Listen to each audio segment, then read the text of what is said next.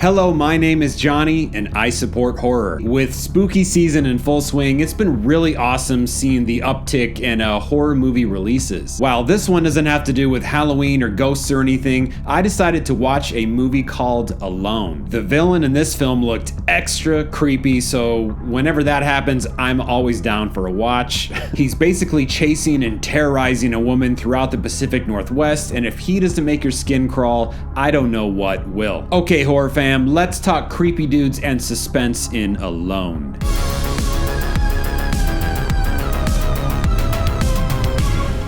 Alone is a mystery thriller directed by John Hyams and written by Mattias Olsson. This movie follows Jessica, who is moving out of Portland, it seems, to start a new life. As her station wagon drives through the mountains of the Pacific Northwest, she gets into a little scary situation with a black SUV who just will not let her pass on the windy roads. Cut to the next morning, Jessica is at a motel about to get on the road again, but before she leaves, she is approached by the man that was driving the black SUV. Apparently, he was coming up to her to apologize. And yes, this is where Mr. Creepy enters. He doesn't really have a name in the movie. He's credited as Man, but we're gonna call him Mr. Creepy. Well, as you can imagine, Jessica got pretty startled by him approaching her, but she got on the road again to start her new life. Little does she know, she's gonna see Mr. Creepy over and over and over again on her journey. She's going to have to escape him, run from him as she's being chased all over the place, and just fight to keep herself alive. Now, if there's one thing I can say that makes this film stand out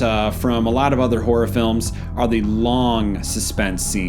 And they do it without the use of a score, which I found interesting. They already set you up for that kind of vibe at the very beginning of the film, like in the first few minutes. Very few words are spoken. There's no score at all, no music. It's just Jessica packing up, ready to leave. Some of you might be thinking, long suspense scenes? Boring. And to be honest, I'm sure some of you may find it to feel like it just keeps dragging on. But I thought it really added to the suspense in the moments and started to make you feel uncomfortable for just how long it was going on. Because you wanted that tension to be broken. You ever wince or tense up during a really suspenseful scene because you're just, in your head, you're like, okay, something's gonna happen real soon. Ever yell at the TV when you're watching the movie like, oh shit, he's gonna see her. Oh, get out of there. Those types of scenes are fun because they're so tense, and you know that if the protagonist doesn't do something soon, he or she is going to get killed. Well, take that scenario, those scenes, and prolong it. That's exactly how they did the suspense scenes in this movie. There were many instances where Jessica's freedom was right there, but she had to wait it out. And it seemed to go on forever, like you just wanted that tension to be broken, it just keeps going and going and going. I thought that was an effective tool that the Alone filmmakers used to help heighten the suspense, but that's just me. In no way am I comparing the suspense of this movie to 2020's The Invisible Man, because I believe they absolutely nailed it when it came to creating a tense scene in The Invisible Man. Especially at the beginning when Cecilia has to escape her boyfriend in the middle of the night and she has to be super quiet to do so. But I saw similarities in both movies, how they held the tension a few beats too long, but it just worked. And this movie didn't rely on any jump scares at all. It had a more indie feel to it. Like I said earlier, there's no score, no music to sway your moods, only a few like dark and ominous tones every now and then. They used the vast wooded area of the Pacific Northwest and up close and personal camera shots to make you feel that eerie tension. There's a cool scene where Mr. Creepy approaches Jessica in her car. When they're talking back and forth, they do a reverse shot sequence where the camera would be up close on Jessica's face, then cut to up close on Mr. Creepy's face, then again up close on Jessica's face. And it gives you that uncomfortable feeling like he's way too close to her. He's all up in her personal space.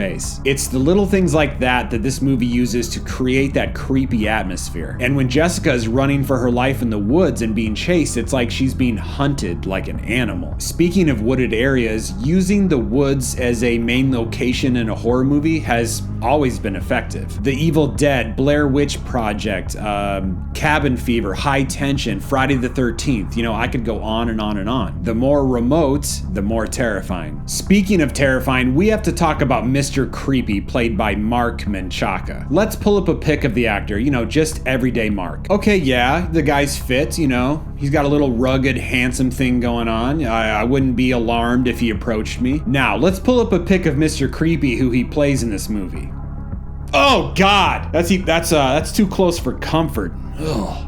Need a shower now. Okay, I wouldn't even let this man get within 100 yards of my vehicle. If I saw this dude approaching me, I would literally be like, no, dude, no. Stop, turn around, go the other way. Not today, Satan. I value my life, you know? This is a brand new shirt. I don't want to get blood on it. Okay, come here, let me explain something to you. I do not feel like being ground up and spit out of a wood chipper where my remains will be used as a beef patty at your family barbecue, all right? I don't want that. You know what it is? The creepiness, it's the glasses mostly. It's the glasses. You put those glasses on anybody, it's insta-creep. He looks like he smells of Old Spice and, 7-day-old bologna and cheese sandwiches. Tortures small animals and uses their bodies as a puppet show for his audience of stuffed animals at home. So yes, as you can see, Marc didn't have to do a lot of things to be terrifying in this movie. He looked the part, went on some strange rants, hunted Jessica in the woods with a rifle. Bravo, sir. The only thing that wasn't so believable in this film is how easily Mr. Creepy could find Jessica. You know, it's like he was one step ahead of her the entire time. I know he lives in the area and knows it really well, but it'd be incredibly hard to find someone in the miles of forest that they're running in. Kind of like a needle in a haystack. Wait, do people still say that? Needle in a haystack? I think I am showing my age. But anyway, if you are in the mood for an indie feel suspense thriller with really good cinematography, I do recommend you watch Alone. It's available right now on some streaming platforms. I do know you can rent it on Prime Video. All right, I'm out of here, horror fam.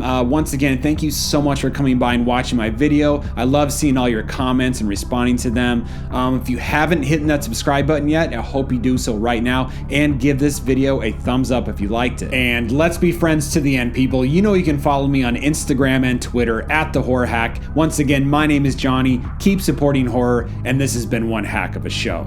Oh, but before I go, happy October, everyone. May the spooky season be with you.